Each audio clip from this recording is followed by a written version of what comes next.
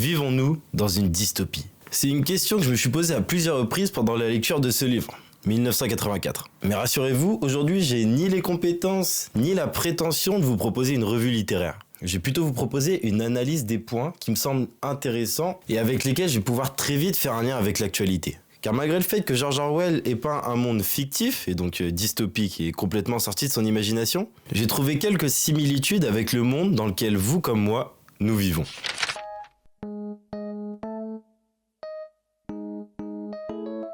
George Orwell donc, ou Eric Arthur Blair pour les intimes, est l'auteur de ce roman. C'est un écrivain britannique né en 1903 et mort en 1950 de la tuberculose. Il est donc mort un an après la sortie de son livre le plus populaire aujourd'hui, 1984. Marqué par la Première Guerre mondiale dans sa jeunesse, il s'engage politiquement du côté socialiste et contre l'impérialisme britannique. Il est avant tout spectateur de la misère des classes populaires, assigné à un travail acharné, que ce soit à Londres comme à Paris. Il devient donc membre du syndicat des journalistes et du parti travailliste indépendant. Parallèlement, il observe la montée du nazisme et du stalinisme et se proclame donc antifasciste. Une preuve de bon sens pour l'époque, qui malheureusement aujourd'hui va de moins en moins de soi. En 1936, il se rend en Espagne au moment d'une guerre civile. Guerre civile qui est gagnée par le futur dictateur Franco. Et 3 ans plus tard commence le conflit bien connu de tous, la Seconde Guerre mondiale. Ainsi, le contexte de guerre dans lequel l'auteur a vécu quasi toute sa vie n'a fait que renforcer ses convictions révolutionnaires, autant que lui inspirer ce qui deviendra une des plus grandes dystopies de tous les temps, 1984. Aujourd'hui, j'ai donc décidé de vous parler de ce roman.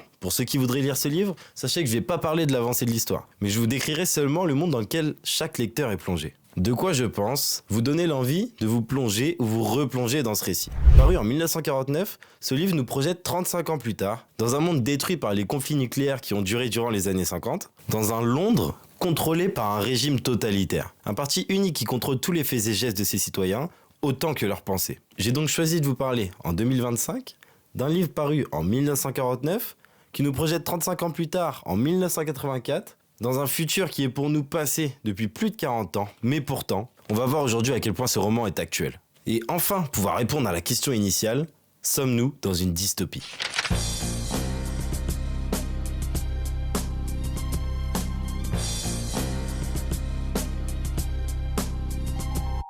George Orwell a construit un monde divisé en 3 blocs, l'Est-Asie, l'Eurasie et l'Océanie. Je vous épargne la géographie du livre en vous informant simplement que l'Angleterre, et donc Londres, fait partie de l'Océanie. Ces 3 blocs sont en accord pour se mener une guerre sur une minuscule partie du monde.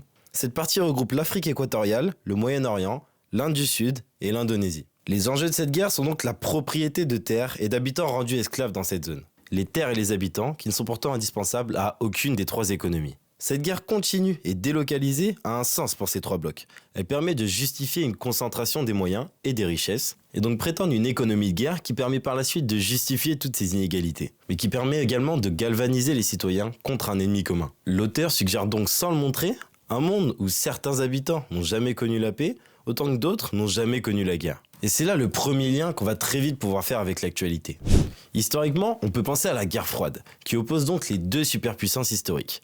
Les États-Unis d'un côté et l'URSS de l'autre. Cette guerre idéologique a longtemps bipolarisé le monde. Mais pourtant, aucun coup de feu n'était directement tiré aux États-Unis ou en URSS. Mais on ne peut pas en dire autant pour le Vietnam, qui lui a payé les frais de cette rivalité destructrice. Initialement colonisé par la France, c'est la décolonisation du Vietnam en 1954 qui va nous intéresser. Car à la suite de leur noble combat, les Vietnamiens se sont vus divisés en 2 blocs. 2 idéologies politiques et 2 alliés qui s'opposent absolument. Ainsi, de 1955 à 1975, États-Uniens comme Russes se levaient chaque matin en espérant intimement avoir gagné cette guerre. Cette guerre pourtant loin des États-Unis, également loin de l'URSS, qui a concerné pendant 20 ans un pays tout juste indépendant et dont les pertes civiles s'élèvent à plus d'1 million de personnes. Je pense que vous avez compris le premier parallèle que j'y vois, et désormais, libre à vous de faire l'analogie avec bon nombre de conflits plus récents. Cependant, la guerre continue dépeinte par George Orwell peut également être apportée à un sujet plus mondial et qui concerne davantage de personnes. Je vais vous parler maintenant des soft power. On ne peut nier, encore aujourd'hui, une compétitivité existante entre les grandes puissances, que ce soit en termes économiques ou justement en termes de soft power.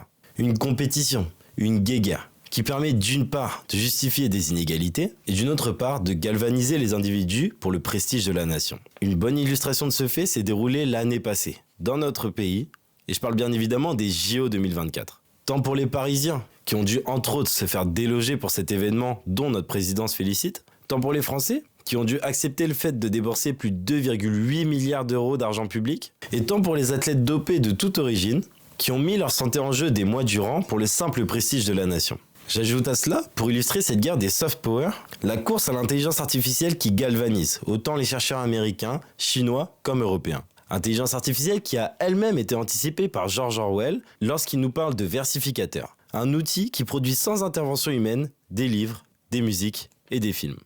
Ça vous rappelle quelque chose ? Elle a les cheveux dorés, la peau bien bronzée. Elle boit du daiquiri, elle m'appelle ma chérie. On va pas finir l'année, on va se séparer. Enfin, cette guerre continue et délocalisée dont nous parle le livre nous renvoie d'une certaine manière à la perception des Londoniens, qui eux voient ces guerres, dont l'ennemi change sans cesse, comme un conflit avec un ennemi invisible. Cet ennemi invisible devient donc un prétexte de persécution. Un prétexte qui me rappelle qu'en France, le pointage de doigts vieux d'une douzaine d'années d'une insécurité sans cesse en hausse a conduit le gouvernement, et à sa tête Nicolas Sarkozy, à mener des politiques de plus en plus répressives. Des politiques punitives contre ces racailles pour le citer. Et ces actions ont été applaudies par une partie de la sphère médiatique qui fait l'opinion publique, sans pour autant qu'on puisse constater quelconque résultat apparent. Nicolas Sarkozy qui lui bien évidemment n'est pas comparable à la simple racaille. Mais quoi de mieux encore pour parler d'ennemis invisibles que le Covid-19, baptisé 1984 en guise de clin d'œil. La pandémie meurtrière sans nul doute, et ce n'est pas là le sujet de mon propos, a suffi à elle seule à enfermer la totalité des Français, qui devaient se munir d'une attestation pour pouvoir mettre un pied en dehors de chez eux. Un enfermement qui a coûté autant à la santé mentale des jeunes qu'à l'économie globale du pays. Une décision prise par une microsphère politique qui a sans nul doute fait démonstration de son contrôle de la population. Un état des lieux semblable à l'œuvre dont je vous fais part aujourd'hui.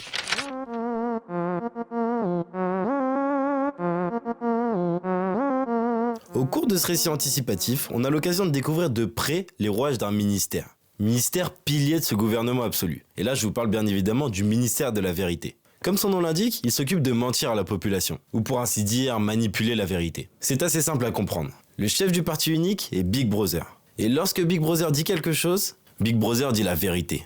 Ainsi, si nous sommes en guerre contre l'Est-Asie, alors on peut retrouver dans les archives que l'Est-Asie est l'ennemi de la nation depuis toujours.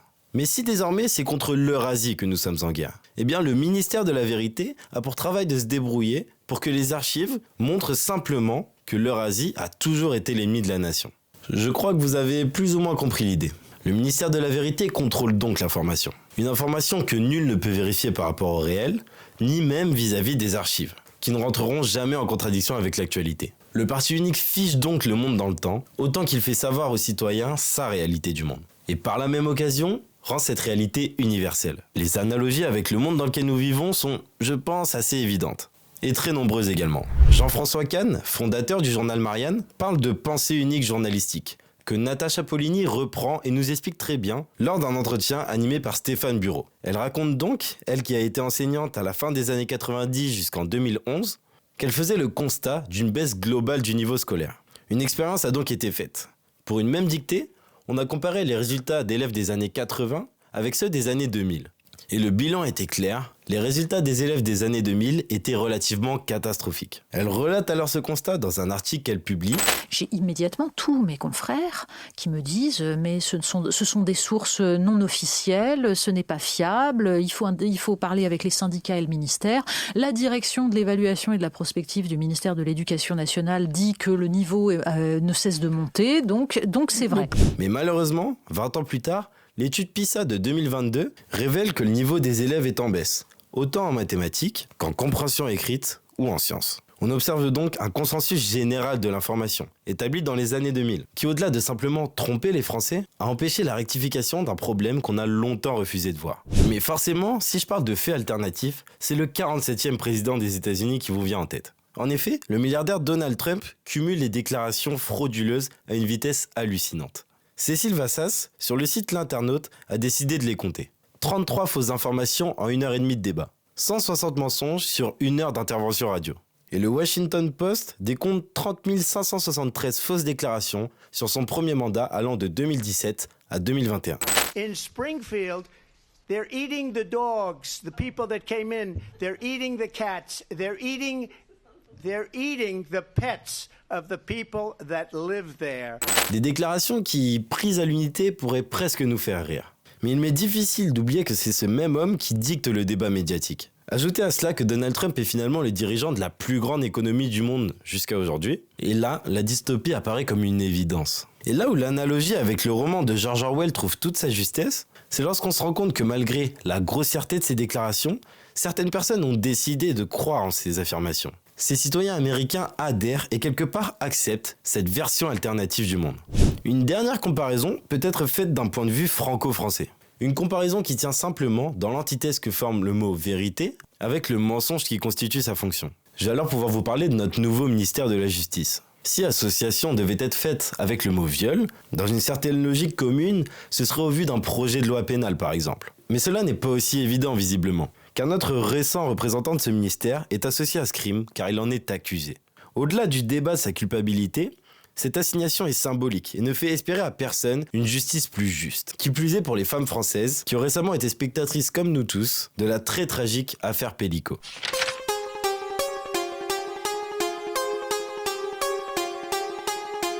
Goldstein, qu'il soit une vraie personne ou un fantasme du parti unique, incarne au sein de l'œuvre de George Orwell la révolution.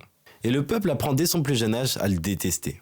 Il explique pourtant, dans un livre dont la lecture nous condamne à mort, que le monde est historiquement divisé en 3 classes sociales. Et que, historiquement toujours, la classe intermédiaire a toujours pris sous le coup de la classe populaire pour l'emmener vers la révolution. Mais pour autant, cette classe populaire s'est toujours retrouvée après coup victime de grandes inégalités. Évidemment, le progrès technique permet à lui seul d'affirmer qu'au fil du temps, même les classes inférieures ont joui de conditions de vie de plus en plus confortables.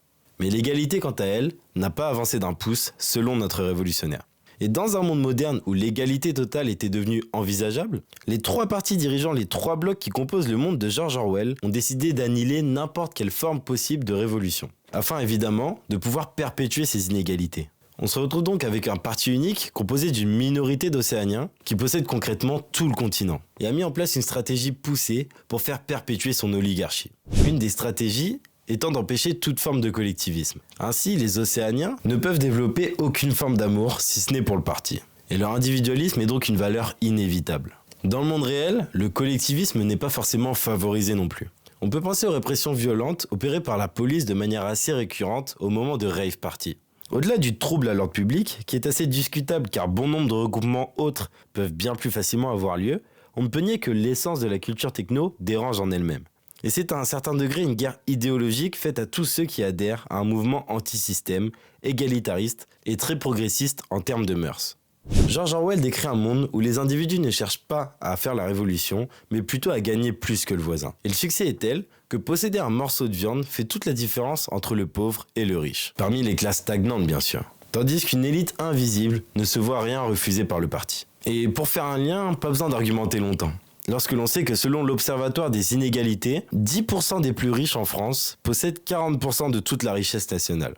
Ou autrement dit, 10% des plus riches possèdent 175 fois plus que les 10% les plus pauvres. La révolution commence par une prise de conscience. Et la prise de conscience ne peut se faire uniquement que par le langage. Le parti unique met donc en place une langue, le néo-parler. Une langue qui a pour particularité d'avoir un dictionnaire qui s'affine au fur et à mesure que la langue se développe. L'idée est telle que lorsque la langue sera suffisamment appauvrie, elle ne pourra dans sa structure absolument pas rentrer en contradiction avec le parti. Donc pris dans un sens légèrement plus figuratif pour rentrer dans mon propos, un appauvrissement de la langue permet de simplifier les débats. Et c'est ce que l'on peut observer tous les jours sur nos plateaux télé, et même parmi nos politiques, dont l'extrême droite est d'ailleurs un expert dans la matière. Et les exemples ne manquent pas. On va parler d'islamo-gauchistes pour désigner des personnes qui se positionnent contre un génocide, de wokistes pour désigner une catégorie floue qui ne saurait même pas se reconnaître en tant que telle. On va parler d'ensauvagement de la population pour parler d'une supposée hausse de l'insécurité, tandis que des études démentent cette affirmation. Et on va parler de narco-racailles pour parler de délinquants issus de milieux de plus en plus précaires.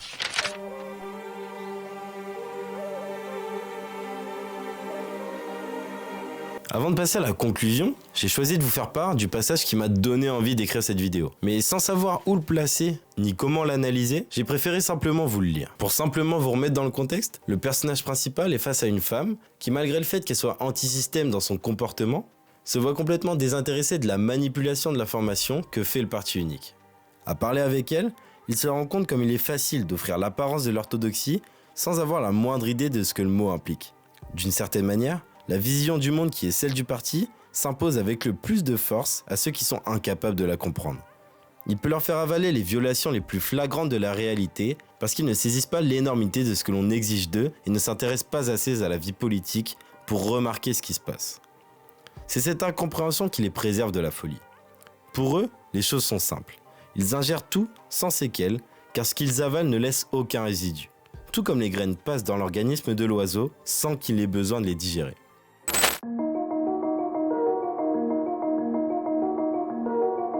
George Orwell aborde donc un point de vue, une analyse et une anticipation de ce que serait le pire futur possible, mais avec une justesse que je trouve assez déconcertante. Certains parmi vous me répondront peut-être d'aller vivre en dictature pour voir ce que c'est. Mais je trouve que ça me donne raison, d'autant plus que la seule réponse à une remise en cause des démocraties actuelles repose sur la comparaison avec son antithèse. Mais pour autant, d'après les recherches que j'ai faites sur lui, George Orwell est assez optimiste et ne se place pas comme un fataliste. Il voit ses écrits comme un avertissement, des exemples pour aller de l'avant. Et je vais donc le remercier pour cette démonstration avant d'essayer de comprendre le pourquoi du comment de cette mascarade. Une mascarade qui justifie à la fin de son livre par une seule et unique motivation, la soif de pouvoir.